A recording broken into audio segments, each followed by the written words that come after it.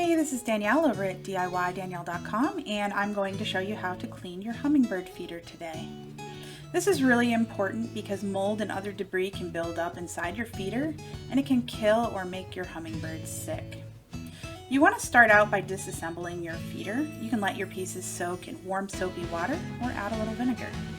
I use an old nail brush and a straw brush to get into any crevices. You want to make sure you scrub any mold or debris off every piece. Make sure you scrub out the inside of the glass jar as well. I use a straw brush to clean out the smaller areas, such as this part that goes directly into the feeder. And I make sure to rinse all of the pieces thoroughly and reassemble. Make your own hummingbird solution with 4 parts warm water and 1 part sugar, mixed together until the sugar dissolves. Flip your feeder upside down and screw on the bottom of your feeder and you're ready to go. In hot weather, you really want to refill and clean these daily because otherwise mold builds up really quickly. If you don't want to deal with the cleaning, plant some hummingbird friendly flowers. They're maintenance free and they're beautiful to look at. I hope this was helpful. Thanks so much and have a great day. Take care.